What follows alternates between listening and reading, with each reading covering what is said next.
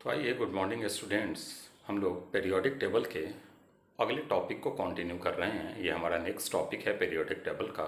दो टॉपिक हम लोगों ने अर्लियर फिनिश्ड किया है, एक रेडियाई और एक आयोनाइजेशन एनर्जी। ये हमारा जो टॉपिक है ये है हमारा electron gain enthalpy.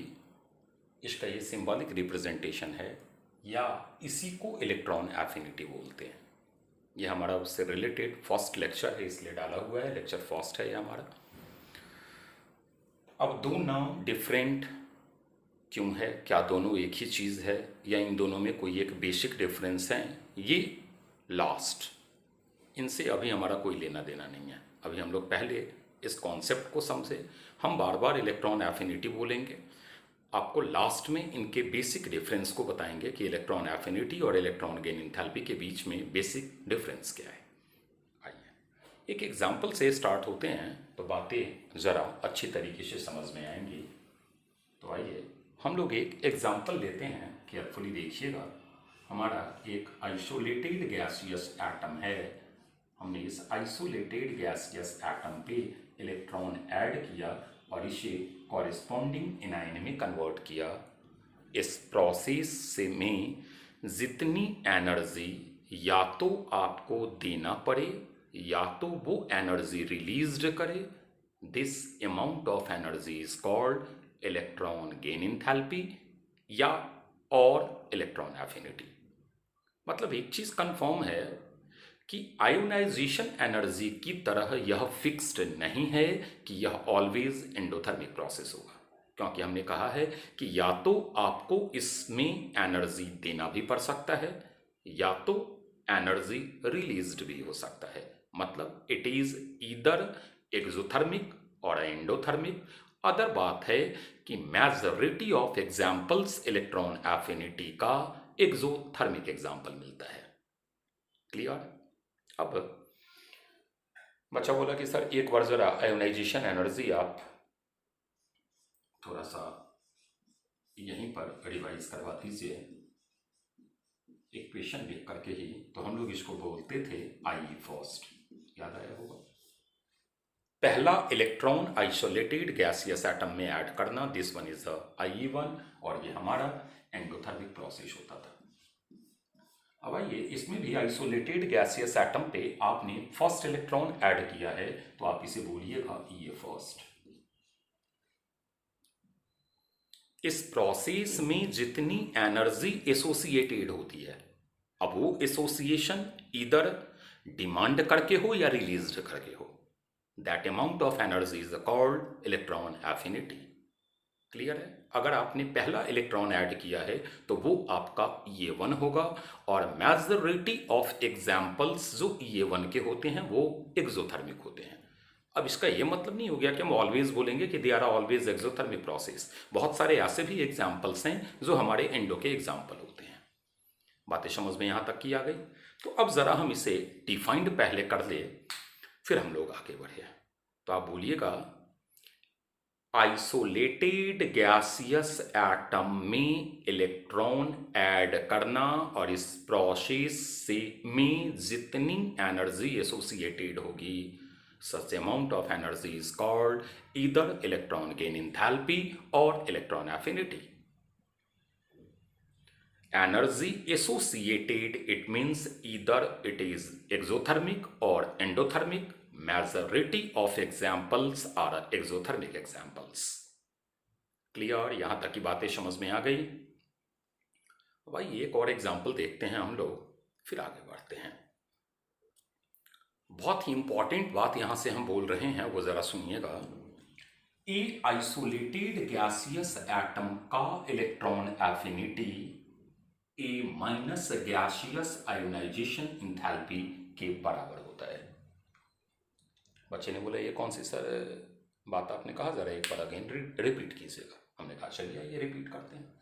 This one is your E1, क्योंकि इलेक्ट्रॉन आप ऐड कर रहे हो। अब हम A माइनस के आयोनाइजेशन एनर्जी का इक्वेशन लिखना चाहे तो ये इलेक्ट्रॉन लॉस करता है आयोनाइजेशन एनर्जी में, तो यह इलेक्ट्रॉन एफिनिटी ए गैसियस का है, जबकि यह आयोनाइजेशन एनर्जी A माइनस का है। तो आप आप क्या बोल सकते हो कि ए का जो इलेक्ट्रॉन एफिनिटी होगा वह ए माइनस के आयोनाइजेशन एनर्जी के बराबर होगा। क्लियर है? यहां तक की बातें समझ में आ गई? बढ़ा जाए आगे। मतलब बच्चे ने बोला कि सर एक काम करो, आप फर्स्ट एग्जांपल आयोनाइजेशन ए का लो, उसको इलेक्ट्रॉन एफिनिटी से कोरिलेट करो, कैसे बनेगा? तो हम बोले कि आइए देखते हैं। तो हम लोग करते क्या है, फर्स्ट ये जो बातें बताएं ये समझ में आ गई। अब बच्चे ने कहा कि नहीं सर, आप एक काम कीजिए, ए आइसोलेटेड गैसियस एटम का आप आयोनाइजेशन एनर्जी का इक्वेशन लिखिए। हम बोले चलिए हम लिखते हैं आयोनाइजेशन एनर्जी का equation, this one is your IE1। अब हम जरा A plus gaseous plus electron give A gaseous, this one is your E1। अब बोलना है, पहले 2 मिनट आप आंसर सोचिए, फिर हम बोल रहे हैं, रिपीट कर रहे हैं अपनी बातों को। अब आइए हम बोल रहे हैं, सुनिएगा। ए आइसोलेटेड गैसियस एटम की आयोनाइजेशन एनर्जी ए प्लस गैसियस इलेक्ट्रॉन एफिनिटी के बराबर है। क्लियर हो गई? बातें समझ में आ गई? तो हम लोग अब जरा इलेक्ट्रॉन एफिनिटी का डेफिनेशन लिख लेते हैं, फिर आगे बढ़ते हैं। चलिए, क्या डेफिनेशन है जरा देखिएगा। अमाउंट ऑफ एनर्जी एसोसिएटेड, हमने यहाँ इंडिकेट कर दिया कि इधर एक्सो हो सकते हैं या एंडो हो सकते हैं। ये एक्सोथर्मिक प्रोसेस, एनर्जी जहाँ रिलीज हो, एंडोथर्मिक जिसमें आपको एनर्जी प्रोवाइड करना पड़े। तो इधर एक्सो और endo with the gain of electron in an isolated gaseous atom, it is mainly an exothermic process. बच्चे ने बोला कि सर एग्जाम्पल से समझा दो। हम बोले चलिए आइए देखते हैं। A isolated gaseous atom, electron add किया, this one is A minus gaseous atom. आपने पहला इलेक्ट्रॉन ऐड किया है, that is why it is E1। यह जो एनर्जी एसोसिएटेड है इस प्रोसेस के लिए, यह amount of energy is called electron affinity. Hopefully समझ में आ गया होगा कि क्या है हमारा इलेक्ट्रॉन एफिनिटी। अब आगे बढ़ा जाए।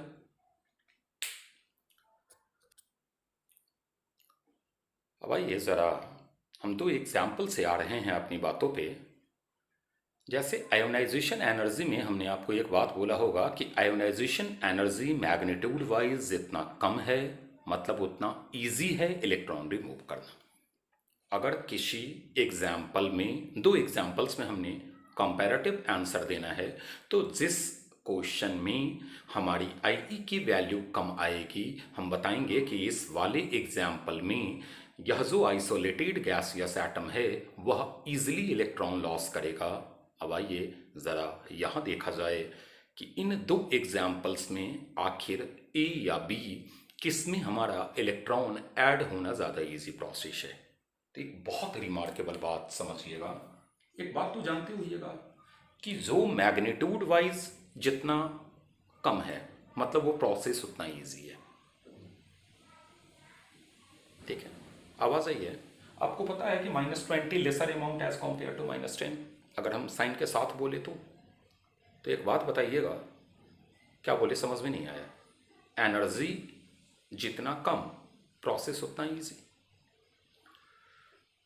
सेकंड एक चीज़ बच्चा और बोलेगा कि सर एक कॉन्सेप्ट हमें आपने अर्लियर बताया था या हम लोगों ने जाना था कि जो जितनी हाईली एक्सोथर्मिक प्रोसेस होती है वो उतना ही स्पॉन्टेनियस होता है, उतना ही फिजिबल होता है। तो चूंकि this one is a more exothermic process, that is why we can say कि यह ज़्यादा फिजिबल है as compare to above example. तो हम एक कॉन्क्लूजन यहाँ से विड्रॉ कर देते हैं कि मोर निगेटिव, ये का मतलब electron affinity, more easy to add an electron. बहुत रिमार्केबल बात है, इसे आज के बाद याद रखिएगा कि जिस प्रोसेस की ये वैल्यू जितनी ज़्यादा निगेटिव है उसमें उस आइसोलेटेड गैसियस एटम में इलेक्ट्रॉन ऐड करना उतना ही इजी जॉब है। क्लियर? बढ़ा जाए आगे। अब जरा हम लोग जैसे सक्सेसिव आयोनाइजेशन एनर्जी पढ़े थे, पहला इलेक्ट्रॉन ऐड करना I1, पहला इलेक्ट्रॉन रिमूव करना I1, सेकेंड इलेक्ट्रॉन रिमूव करना I2, थर्ड इलेक्ट्रॉन रिमूव करना I3 एक्सेट्रास। वैसे ही हमारा इलेक्ट्रॉन एफिनिटी भी सक्सेसिव होता है। जैसे आइसोलेटेड गैसियस एटम पे अगर आपने फर्स्ट इलेक्ट्रॉन ऐड किया है और इसे A- में कन्वर्ट किया है तो दिस वन इज A1। अब A- गैसियस में अगर आपने इलेक्ट्रॉन ऐड किया और इसे A2- गैसियस में कन्वर्ट किया तो ये A2। A2- गैसियस में आपने इलेक्ट्रॉन ऐड किया, यह A3- गैसियस A3। हम ज़रा ऐड करें इक्वेशन को तो आप बताएंगे कि A gaseous plus 3 electron give A3- gaseous. यह process E1 plus E2 plus E3, मतलब यह 3 इलेक्ट्रॉन एफिनिटी मिल करके 3 इलेक्ट्रॉन ऐड करवाएगा। यह सक्सेसिव प्रोसेस हमने दिखाया है इक्वेशन से। जैसे मान लीजिए हमें नाइट्रोजन को N3- में कन्वर्ट करना है तो बच्चा बोलेगा कि यस सर, अगर N3- में कन्वर्ट हो रहा है तो ऑब्वियस सी बात है कि नाइट्रोजन ने 3 इलेक्ट्रॉन ऐड किया होगा, मतलब हम E1, E2, E3 प्रोसेसेस आकर करवाए होंगे, तब हमारा N3- फॉर्म हुआ होगा। हम O2- की बात करें तो बच्चा बोलेगा कि ऑक्सीजन पे अगर 2 इलेक्ट्रॉन ऐड किया जाए तो मतलब E1 प्लस E2 हम आकर कर रहे हैं तो हमारा O2- फॉर्म हो रहा है। क्लियर है? यहां तक की बातों में कोई दिक्कत नहीं। अब बोल रहे हैं एक बहुत इंपॉर्टेंट लाइन, अगेन केयर कीजिएगा। क्या है वो इंपॉर्टेंट लाइन? तो E2, E3, E4 एक्सेट्रास, मतलब E1 में और में नॉट एक्सोथर्मिक। E1 एक्सो हो भी सकता है, नहीं भी हो सकता है, लेकिन E2, E3, E4 etceteras always endothermic process होंगे। अभी हम रीजन देंगे। क्या हमने कहा? बहुत रिमार्केबल हमने बात कहा है कि higher electron affinity like E2, E3, E4 dot dot dot are always endothermic. मतलब पहला E1 जो है वो हमारा एक्सो या एंडो दोनों में कोई भी। अलग बात है कि मेजॉरिटी ऑफ एग्जाम्पल्स एक्सोथर्मिक के हैं, लेकिन जो हमारा सेकंड, थर्ड वगैरह जो हमारा इलेक्ट्रॉन एफिनिटी बन रहा है they are always endothermic process. बच्चे ने बोला वाई, काहे को सर, क्यों ऐसा हो रहा है? तो आइए देखा जाए, केयरफुली एग्जाम्पल देखिएगा। A- गैसियस, हम यहाँ मिस हो गए थे, दैट इज वाई हम इलेक्ट्रॉन को इस साइड लिख देते हैं। This one is your E1. A- gaseous plus electron give A2- gaseous. This one is your E2.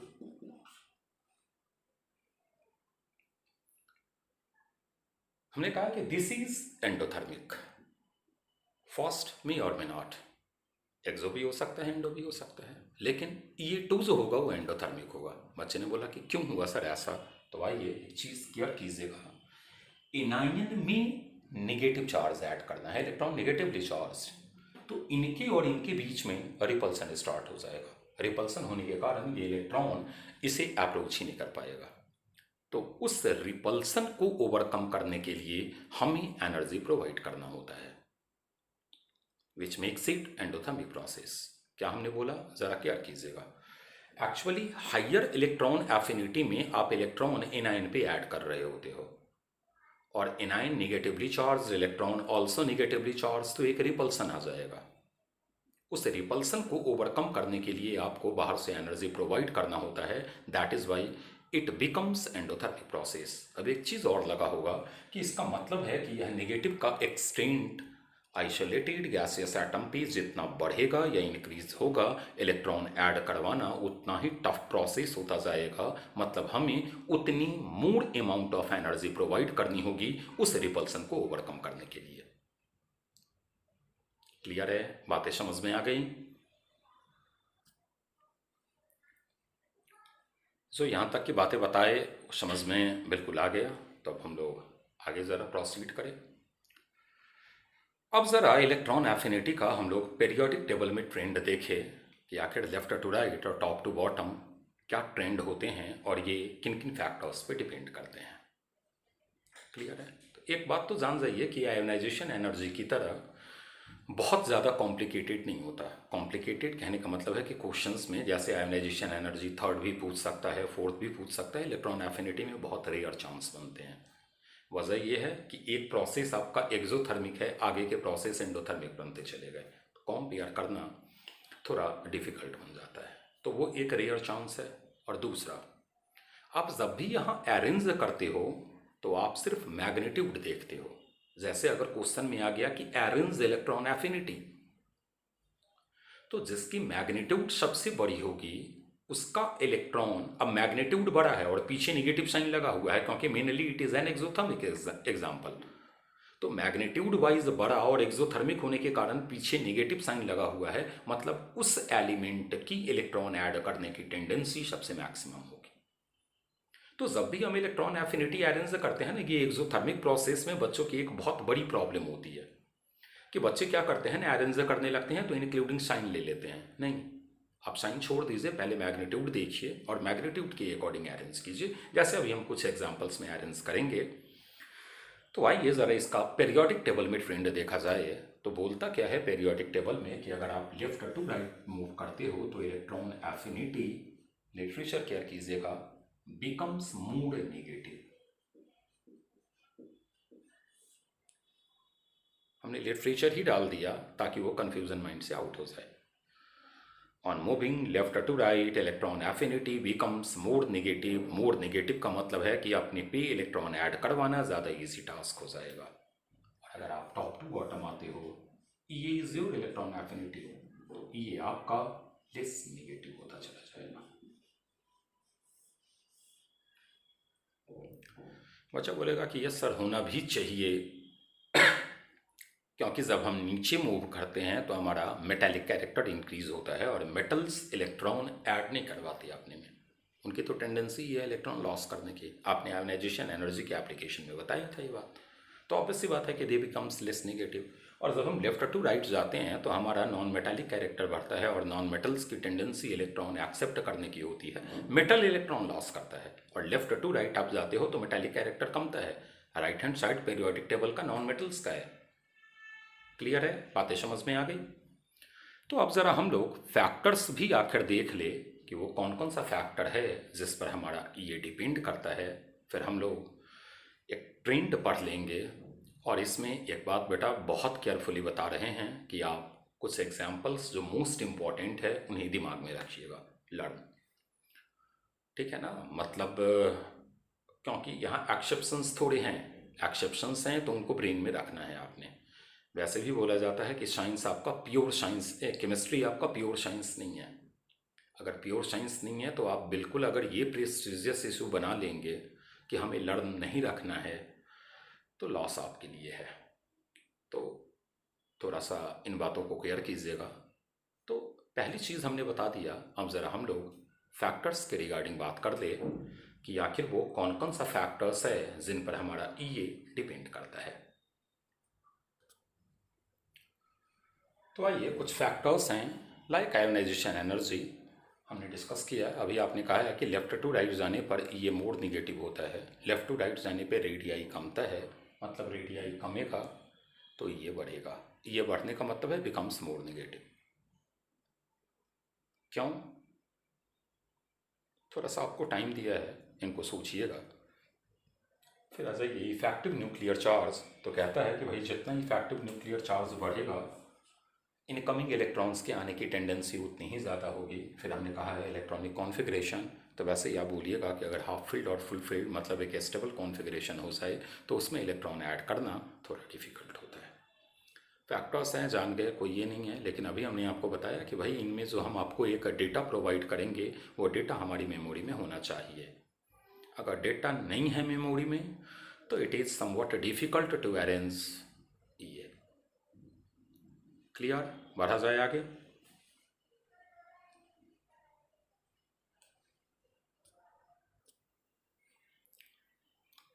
आइए, अभी हमने आपको एक डेटा यहाँ प्रोवाइड किया है, उस डेटा को ज़रा बहुत केयरफुली आप देखिएगा। तो हमने second period element lithium, beryllium, boron, carbon, nitrogen, oxygen, fluorine, neon.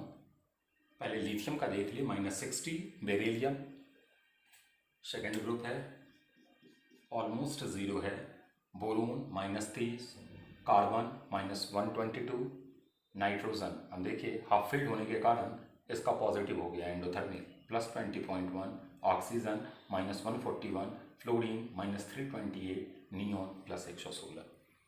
मतलब एक डेटा आपने देखा होगा तो आपको लग गया होगा कि भाई ये तो एक एबनॉर्मल प्रिंट हमारा भरा हुआ है। फिर आप आ जाइए third period element NaMg, aluminium, silicon, phosphorus, sulphur, chlorine, argon. तो आप देख रहे होइएगा कि फिर हमारा सेकेंड ये प्रॉक्स ज़ीरो है और एल्यूमिनियम वगैरह हमारा इंक्रीज मोड निगेटिव होता जा रहा है। सिलिकॉन मोड नेगेटिव हो गया, फास्फोरस -74 है, फिर सल्फर -200 है, क्लोरीन -349 है, आर्गन +96 है। क्लियर है यहाँ तक की बात। अब हम लोग ऐसे अभी नहीं, अभी तो हम लोग ग्रुप वाइज पूरी ये समझेंगे, इनको एनालाइज करेंगे कि भाई ये रिजल्ट हमें बताना क्या चाह रहा है।